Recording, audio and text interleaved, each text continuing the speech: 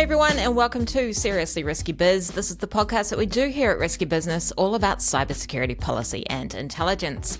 My name is Amberleigh Jack, and in just a moment I'll bring in Tom Uren, our policy and intelligence editor, to chat about the Srsly Risky Business newsletter that is put together today. And of course you can subscribe and read that on our website risky.biz. But first I would like to thank the William and Flora Hewlett Foundation for supporting Tom's work here at Risky Biz, and also Lawfare, who syndicate his newsletter and publish it on the Lawfare Media website. And finally, we do have a corporate sponsor this week, which is Nuclear Security. But Tom, g'day. G'day, how are you? Oh, not too bad, not too bad. And there's a couple of things I want to chat to you about today. But the first piece in your newsletter today, the exploitation of Microsoft SharePoint vulnerabilities has given you a sense of deja vu, and not in the best way. Yeah. So when I was learning about this hack, it struck me that it's exactly the same as what went on in 2021. So in 2021, there was mass exploitation of Microsoft Exchange servers. So pretty much every Microsoft Exchange on-premise server that was visible on the internet was hacked. So hundreds of thousands of servers were hacked. And the way it went down is that there was a researcher discovered vulnerabilities and they reported them to Microsoft. And then in the days leading up to Microsoft issuing a patch, there was slow exploitation, and then it just ramped up and up until it was totally widespread and out of control. And it's in 2021 with Exchange, the Microsoft launched an investigation to see if it had leaked from this advanced notice program they have called the MAP, the Microsoft Advanced Protections Program. And basically they give a small, relatively small, I think it's like 90 or 100 vendors, advance notice of things that they're going to fix so that they can get a head start, basically. And so the theory is that maybe someone leaked that. And this is exactly what happened with SharePoint like the other week. So there was small exploitation in the days before Microsoft released the patch publicly, and then that picked up, got larger and larger, and essentially if you've got SharePoint on the internet and it hasn't been patched, it's been compromised. Now SharePoint is a smaller product than Exchange. It's got a smaller user base. So instead of hundreds of thousands of servers, it's just tens of thousands. But it's a number in the US government, a number of governments around the world. And it's like a step-by-step exact repeat. Now, after the 2021 incident, people at the time thought that it was outrageous, basically. There was a whole lot of what I'd call collateral damage. So there were servers that were compromised, and they were basically left open so that other people, criminals, could access them, and ransomware actors and criminals, and in many cases, multiple times, people were compromising these servers. And so there was a very strong international response at the time. So it was the US, the Five Eyes allies, the European Union, NATO, they all issued statements of condemnation and said, China, what are you doing? We don't like this. This is unacceptable. Now, obviously, when you've got something that is an exact repeat of something that's gone on before, those condemnations did not work. They did not deter Chinese actors from doing essentially exactly the same thing again. So that was my first takeaway from that, is that it's just striking how when you've got something that is so similar, obviously your deterrent, whatever you tried to do to stop China last time had no effect. It's like the actors seem oblivious. Yeah, and I kind of liked how you had in the newsletter. I think you had something like, obviously this coordinated finger wagging didn't quite do the trick. Yeah. And so the question is, what do you do next? Now, the first thing that comes to mind is that the Trump administration has signaled that they're very keen to use offensive cyber operations against China. They've actually talked about punching back, and that they'll want to use it as a form of deterrence. Now, I think that potentially falls into the same trap that diplomatic action fell into, in that the diplomatic actions tended to be aimed at specific outrageous incidents. So the Exchange server thing, people went, this is outrageous, let's do something, and they called that incident out. Now, to be fair, they also said there's a pattern of PRC behaviour, but they didn't address that pattern with anything consequential. So there was no sanctions, there was no like tariffs. So I guess in today's world, it's perfectly plausible that Trump would say, I don't like Chinese hacking, I'm going to impose tariffs. And that seems like a thing that might actually get the China to the negotiation table to talk about their hacking. But of course, President Trump has used tariffs for other things that, to be fair, are more important than cybersecurity incidents. So that seems like that tool, tool in the toolkit, or that arrow in the quiver has been used. You can't also use it for cybersecurity incidents. But they've said that they want to do offensive cyber actions. But I think you need to focus those actions on the big picture threats. So dealing with this incident, it's over, it's done. China's had a win. It's punched the US and other governments in the face. And I think essentially it's gotten away with it at this point. Like that operation's over. They opportunistically seized a moment in time.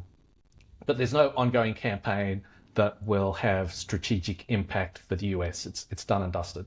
So instead, I think those operations, those offensive cyber operations, should be used to tackle those big picture campaigns. So things like Salt Typhoon, which is compromising US telecommunications infrastructure, I think it would be really a better use of Cyber Command's time and effort to try and disrupt those operations than it would be to try and punch back against this particular, or against the people who are responsible for this particular incident. And also there's Volt Typhoon, which is the group that is trying to compromise US critical infrastructure, people think for disruption in the event of military conflict. It would be a better use of time and effort to disrupt that group than it would be to try and punch back against the particular groups responsible for this. There's been a bit of that, hasn't there? So you're basically saying, just give us more of that. Don't worry about the... Yeah, that's right. So the US, I think it was announced by the Department of Justice, they took down a botnet that Volt Typhoon was using. So I think those sorts of disruptive actions, I wouldn't really call that one a Cyber Command operation. They may have been involved. I think those are much more useful in that they really get to what is China trying to achieve in cyberspace, and how can we disrupt that? Now, one of the things they're trying to achieve is opportunistically taking advantage of flaws in Microsoft products. But I think it's really hard to stop that in the moment. You've got to stop it beforehand. So maybe it's to disrupt other programs that they've got that might feed into that opportunistic action. But I think once it's done, it's too late. It's done and dusted. Yeah, fair enough. And moving on quickly to the second thing that you've brought up in the newsletter today, which is this Clorox, the bleach company, has filed a lawsuit against Cognizant, who they contracted for some help desk services. And as you say in the newsletter, it kind of highlights the perils, I guess, of outsourcing things as simple as a help desk. So tell me a bit more about that, Tom. Yeah, so the story is that the lawsuit has some really quite stunning allegations in it, and that it's got parts of conversations where a hacker says, I've forgotten my password, and the help desk immediately says, oh, let me give it to you.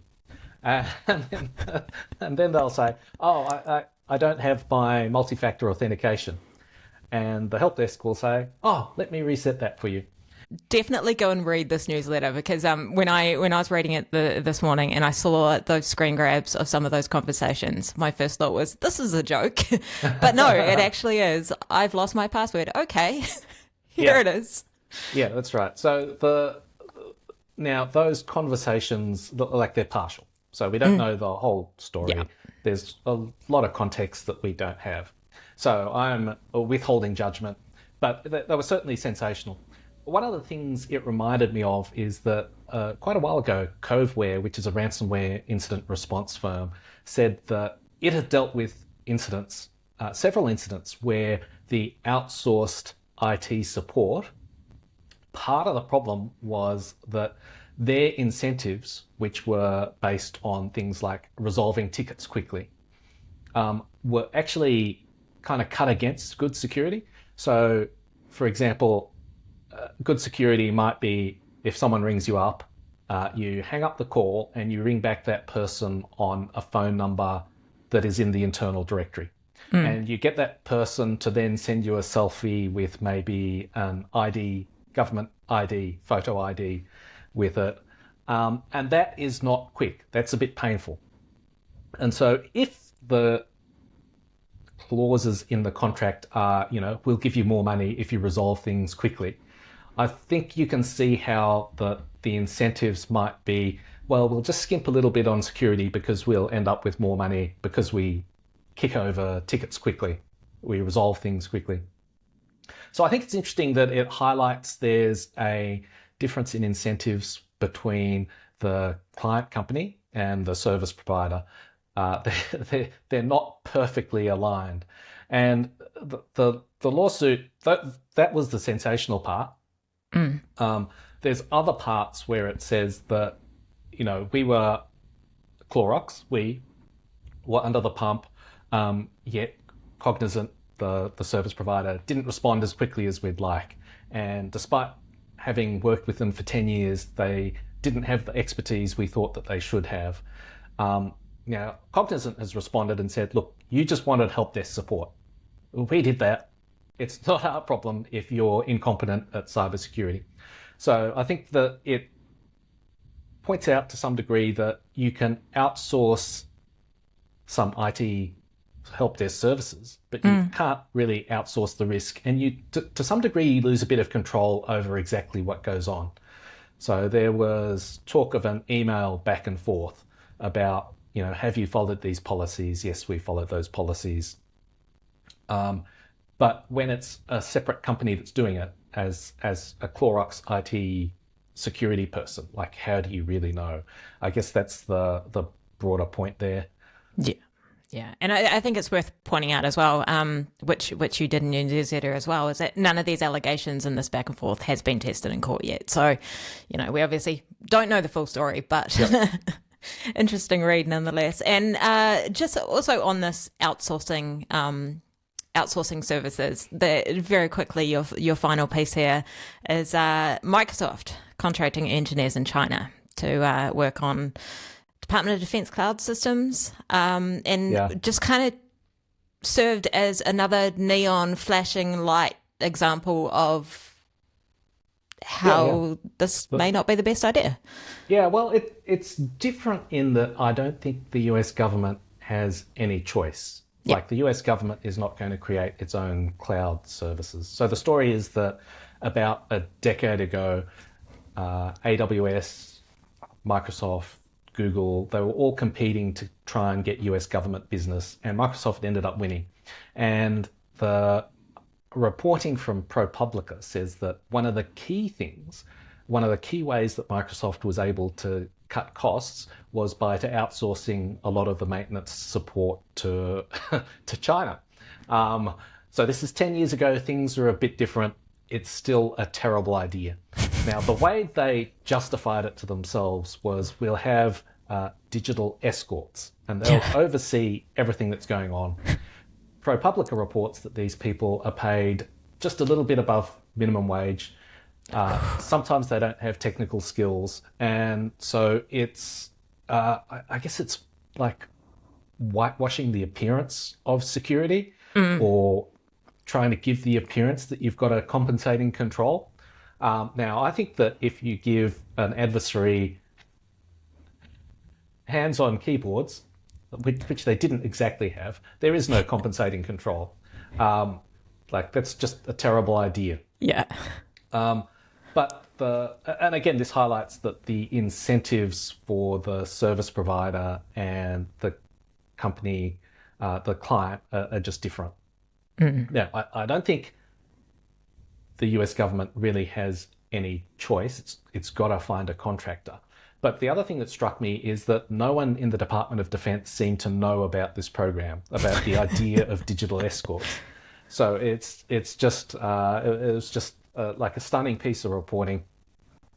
And in the immediate aftermath, after the news broke, both Microsoft said no more China-based engineers. They won't be working on US federal government systems.